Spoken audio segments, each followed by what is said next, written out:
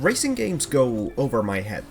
I'm not a gearhead and cars are complicated as hell, so when I suddenly hear a conversation about the oil excretions of the new V12 being the catalyst for the acceleration hiccups of the new 350ZX 2018 Gamer Edition car, then all I can do is just smile and nod along. So the same was gonna be with The Crew. I enjoyed the first one, and I found this one to be alright, so I wanted to talk about it.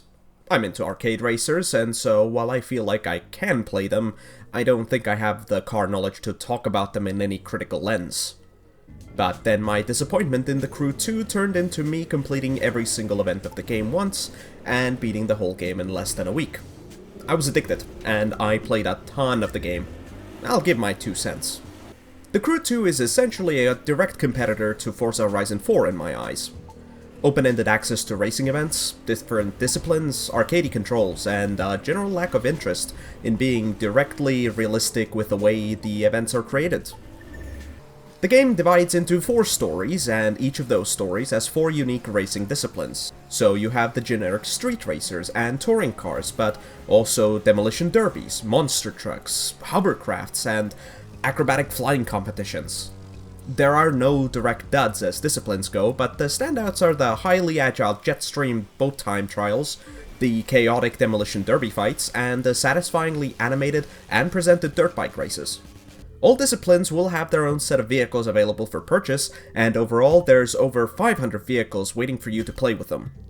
It's a number you don't see often, and the variety of companies licensed is also immense. All 4 stories are essentially repeated formulas of Mad Libs to choose words. This is how every story goes, by the way. I am Character 1, and I will be your mentor. A free vehicle for you if you finish the race. This is Character 2, and they're leading racer here. They think that conflicting ideology is better. Let's show them wrong. That's about it. So it's either someone wanting modernity over stagnation, legality over illegality, so on and so forth.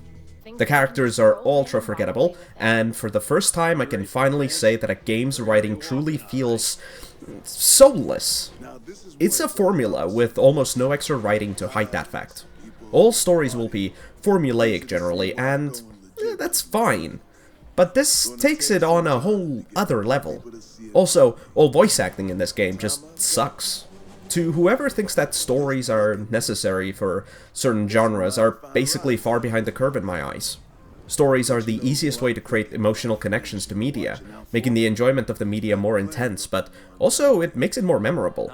Having no story is basically like purposely crippling yourself. But all that aside, how's the racing? It's good, but not perfect. I play on a keyboard and mouse, and so, before anyone tries to be snarky, I'm obviously only talking from that perspective, but also these controls have been done masterfully a large number of times, so there's no point in trying to reign supreme by having an $800 wheel and pedals that are made from human skin for that ultimate physical feedback. Taking any corners is a bit tricky, and often enough, most vehicles will completely understeer. That's fine, since you can always brake. But there's the problem.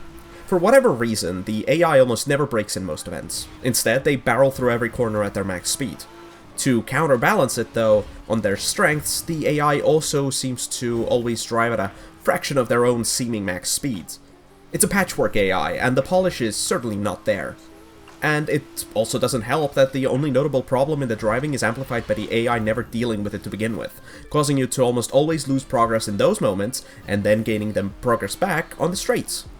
It's not a huge issue for most of the time, though in the beginning of the game you might lose a race or two due to robotic AI. For a sequel, it's disappointing that the world they inherited from the first game has been toned down. The cities have been made bigger, and some cities, like New Orleans, have had their unique building styles removed in favor of the generic housing blocks. It's also not a bigger map from what I can see, and so the bigger cities make the whole world feel more clustered, and the countryside feel a lot smaller. So, while the map is the same size, it still, feels smaller, if you get what I mean. Graphically, I have gripes and positives. For my 1060 5800X machine, the game ran pretty much flawlessly. A single crash, and at max settings, the game maintained the 60 FPS, with a few drops here and there to around 55, though I never felt it. But also, even at max settings, the game's not a looker. The trees in the distance will always look pretty bad, and even at max settings, the view distance is barely alright for even a racing game, with pop-in and texture loading happening around 1 to 2 seconds before your car even makes it there. Some aspects are more focused on, so for example, you'll see all traffic around 4 seconds ahead of time, if not even a bit more, but that's still terrible for today's standards. So, yeah, the cars look good, but if the trees look like they're from a PS1 game at like 50 meters away, then what's the point? I also have to mention the in-game economy. Getting money in this game is a grind. With all of the events done, I earned enough money to buy a single vehicle from all 16 disciplines, and then also have enough left over to buy 1 or 2 higher-end vehicles and around 25% of a single high-end hypercar. It's a grind for money, and if you like playing as a vehicle collector, then I think you'll have a bad time. The microtransactions are also there, but from my experience, the amount of premium credits you get in-game, you won't really be starving for more. Also, the game's equivalent of a battle pass is oddly generous in both the speed of the progression, since I got at least 1 level unlocked per race, and all of the free things in the pass are premium currencies and other important stuff, while the fluff of decorations is just a thing behind a paywall. So when it comes to pure gameplay, The Crew 2 has your back if you don't want to pay more money. Though, I still don't think it should even be in the game, but that's just idealism at this generation of video games. Overall, I found the beginning of The Crew 2 to be rough and confusing with all the menu elements and all the intros plastered everywhere.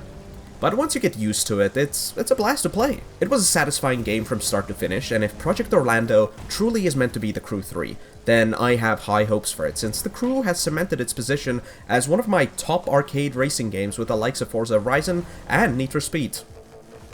Thanks for watching.